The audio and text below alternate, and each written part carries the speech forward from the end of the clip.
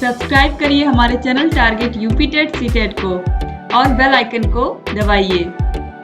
Hello friends, मैं रेनू स्वागत करती हूँ आप सभी भावी अध्यापक एवं अध्यापिकाओं का आपके अपने channel target UP TET CTET में। दोस्तों, आज से हम पढ़ने वाले हैं आप लोग के सामाजिक अध्ययन विषय को। सामाजिक अध्ययन विषय में सबसे पहले आपको इतिहास पढ़ना है, यानी कि हिस्ट्री के बारे में पढ़ना है, फिर ज्योग्राफी पढ़ना है, उसके बाद सिविक्स है।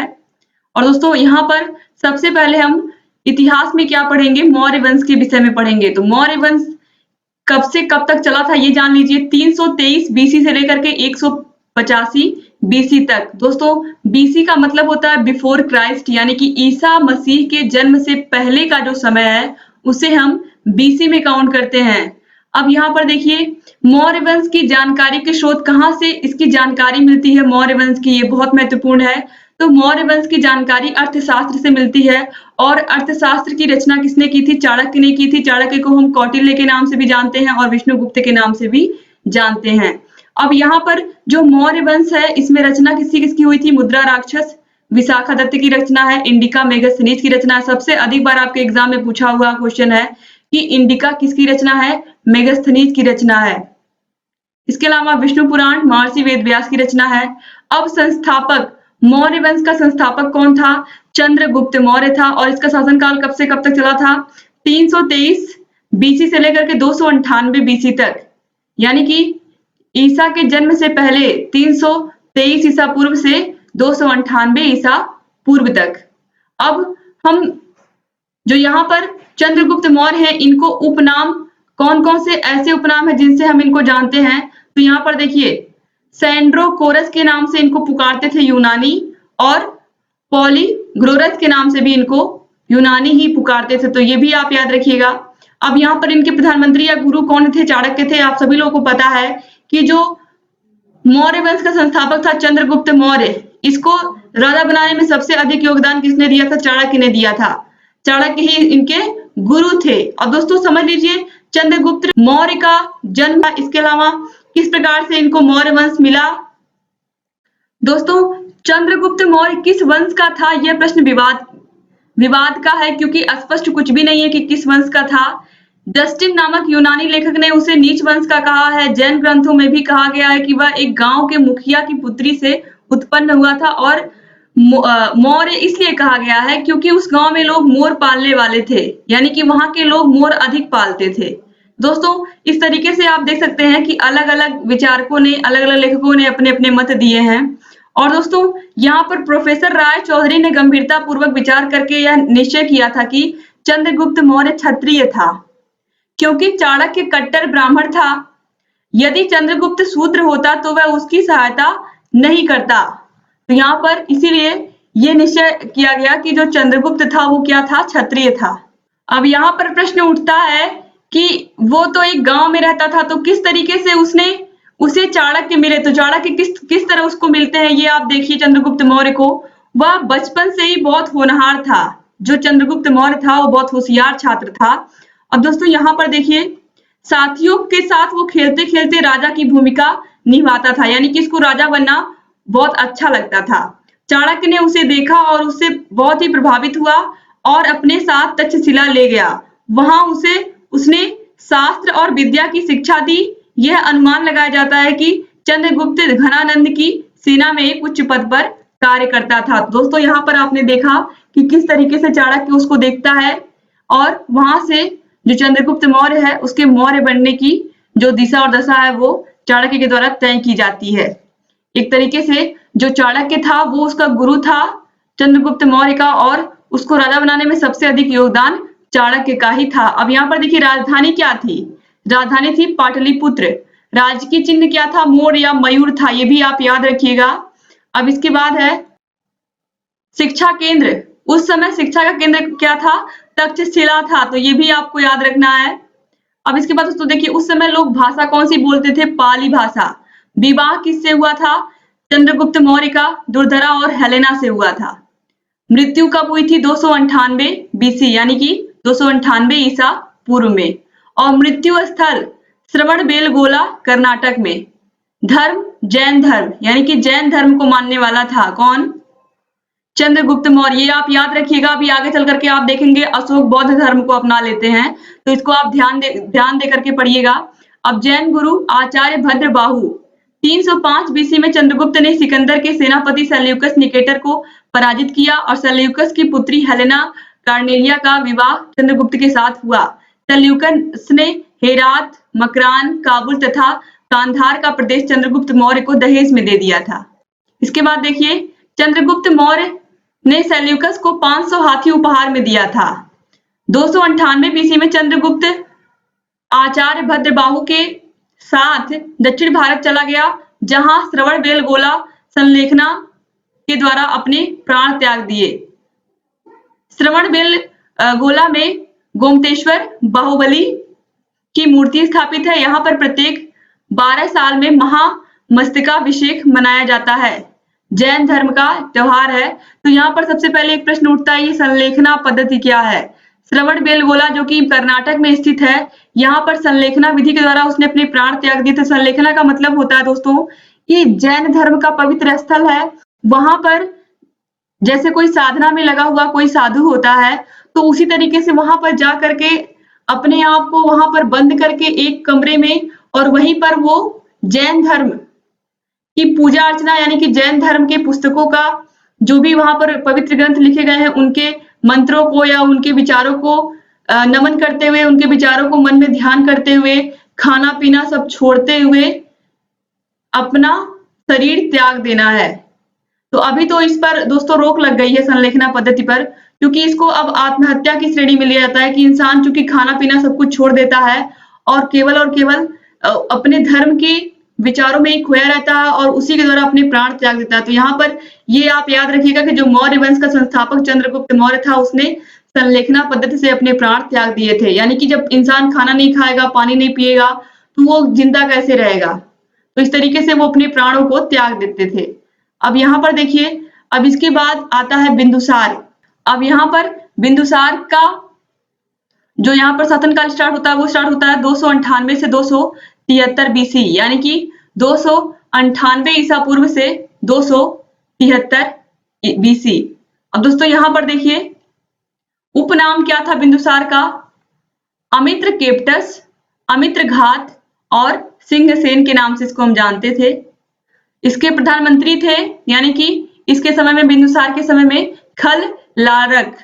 अब इसके बाद आगे देखते हैं हम, धर्म आजीवक को मानते थे ये। बिंदुसार के दरबार में सीरिया के शासक एंटीयोकस का दूत डायमेकस तथा मिस्र के शासक राल्मी फिलाडेल्फस सेकेंड का दूत डायनीसियस रहा करता था।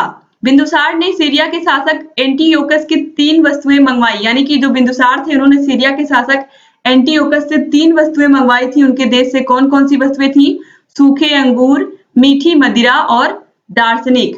तो दार्शनिक को छोड़कर 2 वस्तुएं सीरिया के शासक ने मंगवाई थी।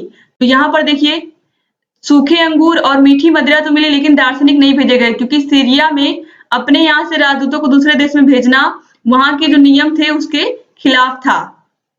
बिंदुसार के समय में तक्षशिला एवं उज्जैन में विद्रोह हुए, जिसे दबाने के लिए सुसीम और फिर अशोक को भेजा गया। तो यहाँ पर आप याद रखिएगा कि बिंदुसार के समय में सभी प्रजा बिल्कुल शांत थी, लेकिन तक्षशिला और उज्जैन में विद्रोह हुए थे, जिनको दबाने के लिए सुसीम और फिर अशोक को भेजा गया था। तो सबसे पहले हम अशोक को देखेंगे। अशोक बहुत ही महान शासक हुए हैं। अपने शासनकाल में इन्होंने बहुत ही अच्छे अच्छे काम किए हैं, और आप सभी को पता है कि इन्होंने लास्ट में बौद्ध धर्म को अपना लेते हैं। ये जब बहुत ही ज्यादा ये कलिंग के युद्ध में देखते हैं, बहुत सारे लोगों की हत्याएं होती हैं, जिस तरीके से खून बहता है। और फिर अशोक जिस तरीके से इन्होंने अपने शासनकाल में सभी प्रकार की अपनी पूरी प्रजा का ख्याल रखा, तो इनके विषय में आपको अच्छे से समझना। और इन्होंने बहुत सारे शिलालेख लिखवाए थे, जो आपके एग्जाम में पूछता है। देखिए, अशोक का जो शासनकाल है वो है 273 से लेकर के 232 बीसी तक, यानी कि 273 ईसा पूर्व से 232 ईसा पूर्व तक इनका शासनकाल है। और इनका उपनाम क्या है? देवा नाम प्रिय और प्रियदर्शी। माता का क्या नाम था इनके? सुभद्रांगी या फिर धर्मा। प्रधानमंत्री राधा देव थे, पत्नी देवी थी। अब देखिए, शासक बनने से पूर्व अशोक तक्षशिला और उज्जैन का गवर्नर था। अशोक का राजाभिषेक 69 ईस्वी में हुआ था। अपने राज्यारोहण के 8वें वर्ष में 261 बीसी में अशोक ने कलिंग का प्रथम युद्ध लड़ा, जिसमें 1 लाख लोग मारे गए और 1.5 लाख लोग बंदी बना लिए गए। कलिंग युद्ध में हुए भीषण नरसंहार को देखकर अशोक ने शस्त्र न उठाने की प्रतिज्ञा ली और बौद्ध धर्म अपना लिया। जैसा कि मैंने आपको बताया था कि 261 बीसी में अशोक ने कलिंग का युद्ध लड़ा था, जिसकी वजह से 1 लाख सैनिक तो मार दिए गए थे और 1.5 लाख सैनिक बंदी बना लिए गए थे, जिसको देख करके अशोक बहुत ही विचलित हो जाता है और वो सोचता है कि इन सब चीजों में क्या रखा है, इस तरीके से किसी का खून बहाना और हिंसा करना लोगों से, इस तरीके से मतलब कहीं ना कहीं क्या होता है, अगर युद्ध होता है 2 राज्यों में तो क्या होता है, बहुत सारे सैनिक उसमें मारे जाते हैं, बहुत सारे लोगों का घर उजड़ जाता है और भी बहुत सारी ऐसी चीजें होती है कि किसी इंसान का जीवन बर्बाद हो जाता है। तो इस तरीके से इन सबको देखते हुए कहीं ना कहीं जो अशोक है उनका मन विचलित हो जाता है और वो प्रण लेते हैं कि कभी भी हम शस्त्र नहीं उठाएंगे। और फिर उन्होंने क्या किया, बौद्ध धर्म को अपना लिया। तो ये भी आप याद रखिएगा। अब इसके बाद यहाँ पर देखिए, उपगुप्त नामक गुरु द्वारा अशोक को बौद्ध धर्म की शिक्षा दी गई। इसने अपने पुत्र महेंद्र तथा पुत्री संघमित्रा को श्रीलंका भेजा था। ये भी आप याद रखिएगा कि जो अशोक का पुत्र महेंद्र था और जो उसकी पुत्री थी संघमित्रा, इन दोनों को उसने बौद्ध धर्म के प्रचार के लिए श्रीलंका भेजा था। तो इसको आप याद रखिएगा।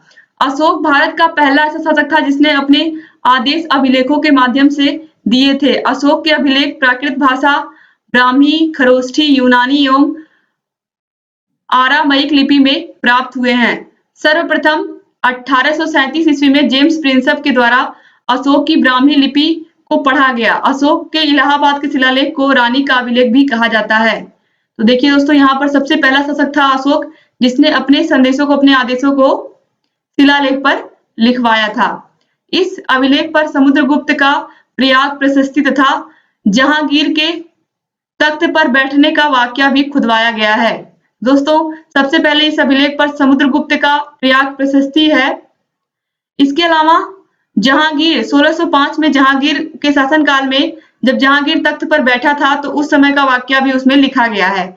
अशोक के रुमनदेही अभिलेख को आर्थिक अभिलेख भी कहा जाता है। यह अशोक का सबसे छोटा अभिलेख है। अशोक के 3 प्रकार के अभिलेख पाए जाते हैं, यानी कि जो अशोक ने अभिलेख लिखवाए थे वो 3 प्रकार के थे, शिलालेख, स्तंभ लेख और गुहा लेख। शिलालेख का मतलब पत्थरों के ऊपर, बड़े बड़े पत्थरों के ऊपर संदेश लिखवाए जाते थे। स्तंभ लेख का मतलब है जैसे खंबा होता है खूब बड़ा सा, खंबे के ऊपर लिखवाए जाते थे स्तंभ लेख। और गुहा लेख का मतलब है कि गुफाओं के अंदर लेख लिखवाए जाते थे। अब इसके बाद देखिए, शिलालेखों के जो विषय वस्तु थे वो क्या थे। तो यहाँ पर देखिए, जो पहला शिलालेख था उसमें पशु बलि की निंदा की गई है, यानी कि पशुओं की बलि नहीं देनी चाहिए। कोई भी पशु है, कोई भी पशु हो, वो भी तो जीव ही है। अगर हम किसी की हत्या करेंगे तो कहीं ना कहीं उसको क्या कर रहे हैं, हम दुखी कर रहे हैं। तो यहाँ पर इसकी निंदा की गई है। और चौथे शिलालेख में क्या लिखा गया है, ब्राह्मणों तथा श्रमणों के प्रति निरादर की प्रवृत्ति, हिंसा तथा अन्य गलत प्रवृत्तियों पर धम्म नीति के द्वारा रोक लगाई जा सकती है। तो यहाँ पर आप देख रहे हैं, अगर बौद्ध धर्म को मानने वाले थे अशोक, तो उसी तरीके से यहाँ पर शिलालेख में वही सारी बातें लिखी गई। अब 5वें शिलालेख में क्या लिखा गया है, धम्म महापात्यों की नियुक्ति। ठीक है, धम्म महापात्यों की नियुक्ति शासनकाल के 14वें वर्ष में। फिर है 9वें शिलालेख में जन्म, बीमारी एवं विवाह के उपरांत मनाए जाने वाले समारोहों की निंदा, यानी कि जो बीमारी के बाद जो समारोह मनाए जाते हैं या किसी की मृत्यु होने के बाद जो समारोह मनाए जाते हैं, ये क्या, ये निंदा है। आखिर में इसका क्या जरूरत है। बहुत ज्यादा यहाँ पर ये बताया गया है इस धर्म में कि बहुत ज्यादा दिखावा नहीं करना चाहिए, बहुत ज्यादा भव्य कार्यक्रम करने की क्या आवश्यकता है। अगर वही चीज 4 लोगों के बीच में हो सकती है तो इतना बड़ा बहुत सारा पैसा खर्च करने का क्या तात्पर्य है। तो यहाँ पर वही चीज बताई गई है, सादा जीवन उच्च विचार के बारे में, धम्म नीति की व्याख्या और कलिंग युद्ध का वर्णन तथा पड़ोसी राज्यों के नामों का उल्लेख। 13वें शिलालेख में कलिंग युद्ध का वर्णन किया गया है। तो ये बहुत ही इंपॉर्टेंट है। 13वां जो शिलालेख है दोस्तों, इसको आप जरूर याद रखिएगा कि कलिंग का युद्ध का वर्णन 13वें शिलालेख में किया गया है अशोक के। ठीक है, अब उम्मीद करती हूँ कि आपको ये पूरा जितना भी पूरा यहाँ पर आपने चैप्टर पढ़ा मौर्य वंश का, वो आपको समझ में आ गया होगा। तो 3 राजाओं के बारे में आपने पढ़ा, चंद्रगुप्त मौर्य, बिंदुसार और अशोक, यही तीनों इंपॉर्टेंट है आपके एग्जाम की दृष्टि से। तो यहाँ पर आज आपका मौर्य वंश समाप्त होता है। उम्मीद करती हूँ कि आपको बहुत सारी चीजें इसमें समझ में आई होंगी। अगर वीडियो समझ में आया तो प्लीज इस वीडियो को लाइक कर दीजिए और आपके जितने भी फ्रेंड्स हैं सबको इस वीडियो को शेयर कर दीजिए, जिससे अधिक से अधिक हमारे डीएलएड के भाई बहन हमसे जुड़ सके और लगातार हम लोग ऐसे ही आप लोगों को अच्छे नोट्स देते रहें और लगातार आप लोगों के लिए ऐसे ही मेहनत करते रहें। दोस्तों उम्मीद करती हूँ कि आपको ये वीडियो अच्छा लगा होगा। अगर अच्छा लगा है तो प्लीज इस वीडियो को लाइक कर दीजिए और आपके जितने भी फ्रेंड्स हैं, जितने भी आपके व्हाट्सएप में ग्रुप हैं, सभी को इस वीडियो को शेयर कर दीजिए। और अगर आप हमारे चैनल पर पहली बार आए हैं तो प्लीज हमारे चैनल को सब्सक्राइब कर दीजिए और घंटी के निशान को जरूर दबा दीजिए, जिससे हम जो भी नई वीडियोस बनाते हैं उसका नोटिफिकेशन आपके पास समय से पहुंच जाए और आप हमारे सभी वीडियो से अपडेट रहें। दोस्तों आप लोग हमारे व्हाट्सएप ग्रुप से भी जुड़ सकते हैं। व्हाट्सएप ग्रुप का नंबर है 7705 95 45 49। इसके अलावा आप लोग हमारे टेलीग्राम चैनल से भी जुड़ सकते हैं। टेलीग्राम चैनल का लिंक मैं डिस्क्रिप्शन बॉक्स में दे देती हूँ। इसके अलावा आप लोगों को सभी विषयों की क्लासेस इसी तरीके से मिल जाएंगी। सभी विषयों की प्लेलिस्ट अलग अलग हमने बना दी है और उसका भी लिंक हम डिस्क्रिप्शन बॉक्स में दे देते हैं। आप सभी विषयों को लगातार ऐसे ही पढ़ते रहिए और दोस्तों आप लोग लगातार ऐसे ही हम वीडियोस लेकर के आते रहेंगे। शुरू से लेकर के अंत तक बने रहने के लिए सब एक बार फिर से आप सभी लोग का बहुत बहुत धन्यवाद। मिलते हैं नेक्स्ट वीडियो में, तब तक के लिए जय हिंद।